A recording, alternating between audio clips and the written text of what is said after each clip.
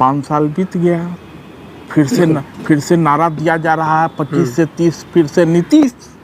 अब वो 25 से 30 फिर से नीतीश का नारा तो दिया जा रहा है, लेकिन घोटा किसी को नहीं रहा है। आपको याद होगा कि लालू यादव बहुत मजबूत नेता थे बिहार में। लगता था कि लालू राज का अंत ही नहीं होगा। बिल्कुल, बिहार में बालू और समोसे में आलू। लेकिन उस बिहार में बालू तो अभी भी है, समोसे में आलू भी है, लेकिन लालू नहीं है। जो कि चिराग पासवान ने पिछले चुनाव में ही शुरू कर दिया था कि मैं मोदी का हनुमान हूं और उन सीटों पर चुनाव लड़ूंगा जहां पे जदयू लड़ रही है, भाजपा लड़ रही है, वहां नहीं। नमस्कार, मैं प्रमोद गोस्वामी। इस वक्त हमारे साथ जो शख्स मौजूद हैं, ये बिहार की राजनीतिक में जो इनकी नज़रिया है वो काफ़ी तेज़ और गहराई तक रखते हैं। जो बिहार के पॉलिटिक्स है उसको काफ़ी बारीकी से समझते हैं। पंचायत खबर के संपादक है, मंगरुआ का ठीहा के नाम से ये चलाते हैं। आज ये हमें मिल गए। आज आप सबसे पहले बताऊंगा कि इनका जो वेशभूषा है, आप देखेंगे ये भी जो इनका पंचायत खबर है, ये गांव-गांव में जाके पंचायतों में जाकर ये वीडियो शूट करते हैं और खबर बनाते हैं। और इनका वेशभूषा भी ऐसा ही है जैसे एक गाँव का वेशभूषा होता है। यहाँ पे गमछा है, आप देखेंगे गांव में ज़्यादातर पंचायत में जो लोग हैं उनके पास इस तरह का गमछा जरूर मिलता है। आज ये हमें मिल गए, हमने सोचा कि क्यों ना बिहार पे एक चर्चा छोटी सी की जाए। तो छोटी सी चर्चा करने के पहले ये लंबा चौड़ा परिचय दे चुके हैं, इनकी पुरानी आदत है। जी आगे बढ़िए। तो आपको मंगरुआ कह के ही हम संबोधित करें। और कुछ महीनों बाद जो है बिहार में चुनाव है और इस वक्त जो है तमाम राजनीतिक दल जो हैं और राजनेता जो हैं बिहार के, वो वहाँ की देखा जाए तो सियासत में एक गर्माहट सी आ रही है। हम चिराग पासवान की बात करेंगे। चिराग पासवान एक तरफ ये कहते हैं कि बिहार में मुख्यमंत्री की कोई वैकेंसी नहीं है और चिराग पासवान केंद्र में अच्छे लेवल के एक मंत्री भी हैं, जो मोदी सरकार, जो आज विश्व की सबसे सर्वजित और मजबूत मोदी जी को माना जाता है, उनके कैबिनेट में ये मंत्री हैं। उसको छोड़कर ये बिहार के चुनाव लड़ना चाहते हैं, मात्र विधानसभा चुनाव। मात्र विधानसभा चुनाव नहीं है। तो क्या आप कहना चाहेंगे कि एक मंत्री होने के बाद ये विधायक क्यों बनना चाहते हैं और एक तरफ कहते हैं कि बिहार में मुख्यमंत्री की वैकेंसी नहीं है? इसका क्या मायने समझा जाए? इसका मायना आपको इस तरीके से समझना पड़ेगा कि नीतीश कुमार और नरेंद्र मोदी की उम्र एक ही है, ठीक है। दोनों के विदाई का समय है। नरेंद्र मोदी ने किसी के लिए फिक्स किया था कि 75 साल के बाद लोग सक्रिय राजनीति में नहीं रहेंगे, अपने दल के लोगों के लिए। नीतीश कुमार भी हम उम्र हैं, तो नीतीश कुमार ने वैसा तो कोई फिक्स नहीं किया है, लेकिन जो पिछला विधानसभा चुनाव था, जब वो प्रचार कर रहे थे तो उन्होंने कहा था कि हमारा आखिरी चुनाव है। 5 साल बीत गया, फिर से नारा दिया जा रहा है 25 से 30 फिर से नीतीश। अब वो 25 से 30 फिर से नीतीश का नारा तो दिया जा रहा है, लेकिन घोटा किसी को नहीं रहा है।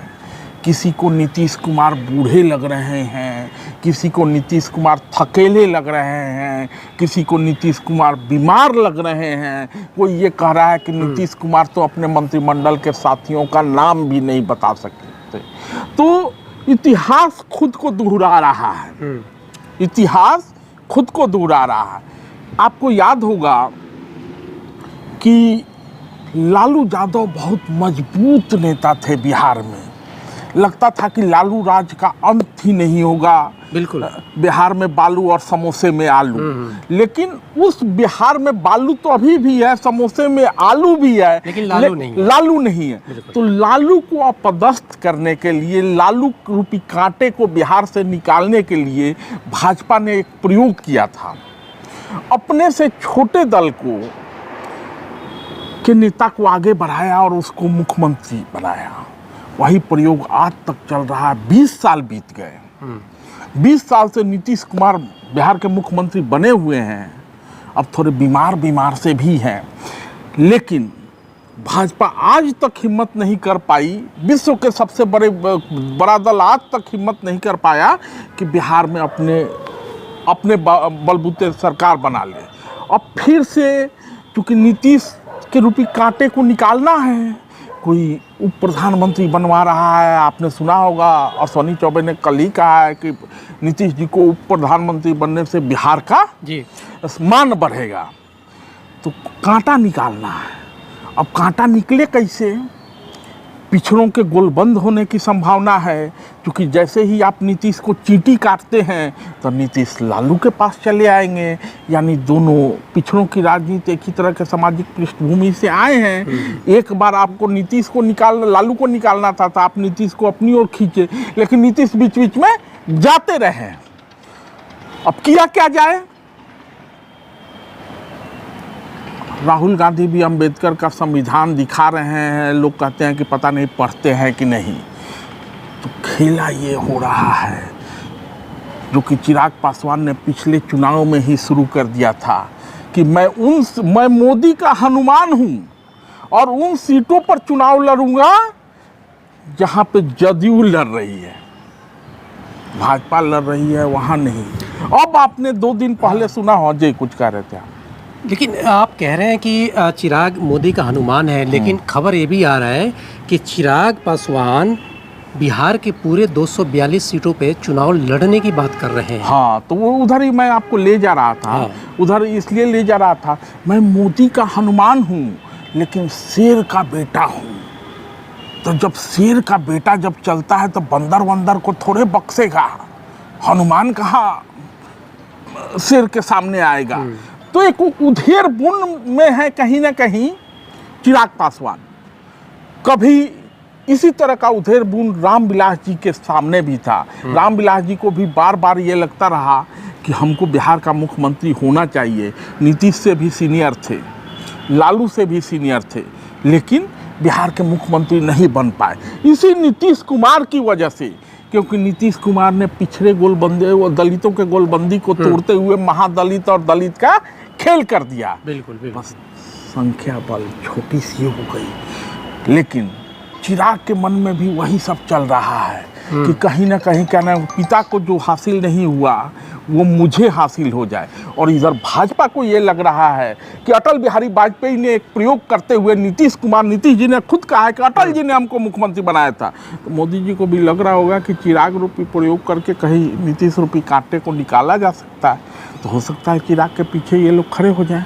लेकिन चिराग जी तो ये भी कहते हैं कि रामविलास पासवान उनके जो पिता थे, वो कह रहे हैं वो बेशक केंद्र के राजनीतिक में सक्रिय हैं, लेकिन मैं जो हूँ वो बिहार के राजनीतिक में इंटरेस्ट है और बिहार के लिए आया हूँ। लेकिन सबसे बड़ा ये देखा जाए कि चिराग पासवान इतने टाइम बाद अब वो बिहार में सक्रिय हो रहे हैं। नहीं, चिराग पासवान के 5 सांसद हैं तो स्वाभाविक है कि वहाँ सक्रिय तो हैं।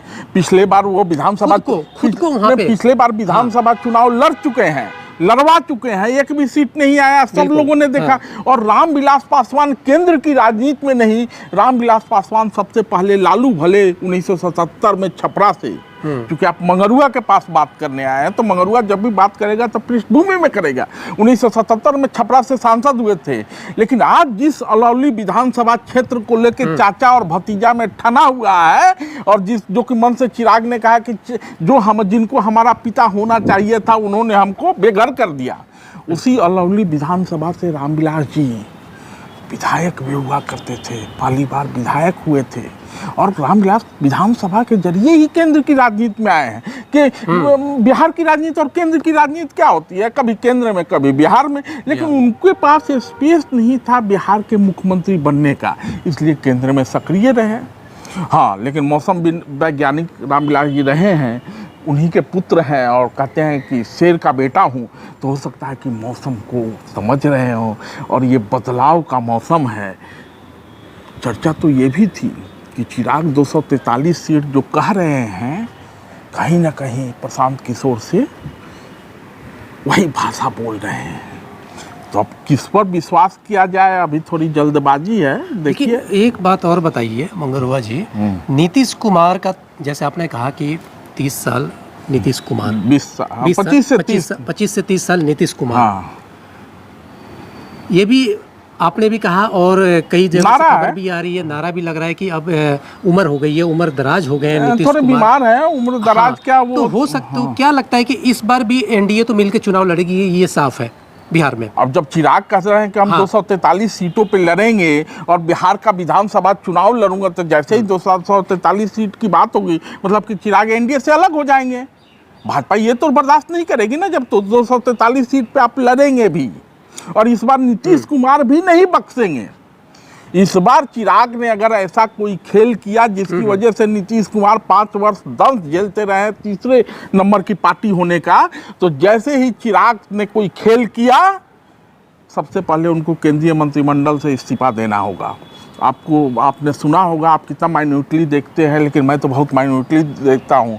जैसे ही चिराग ने कुछ कहा है, संजय झा दिल्ली रवाना हो गए हैं, इसलिए कि लालू यादव ने ना सुबह सुबह एक सवाल कर दिया है नीतीश कुमार से बिहार के कानून व्यवस्था को लेके, तो चर्चाएं तो उधर भी है।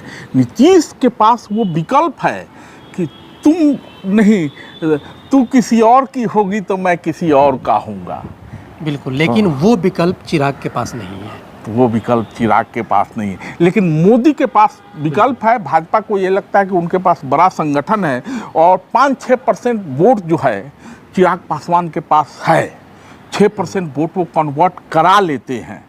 तो उन वोटों के साथ अगर भाजपा कोई खेल करना चाहे तो शायद राजनीति संभावनाओं का खेल है, और उस संभावनाओं में कहीं चिराग फिट बैठते होंगे। प्रशांत किशोर भी घूम रहे हैं, अभी से कुछ कहा नहीं जा सकता।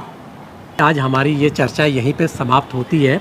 आगे बिहार चुनाव को लेकर फिर हम कोशिश करेंगे कि मंगरुआ जो हैं वो हमारे साथ जुड़े और बिहार चुनाव पर ये चर्चा आगे भी हमारी जारी रहे।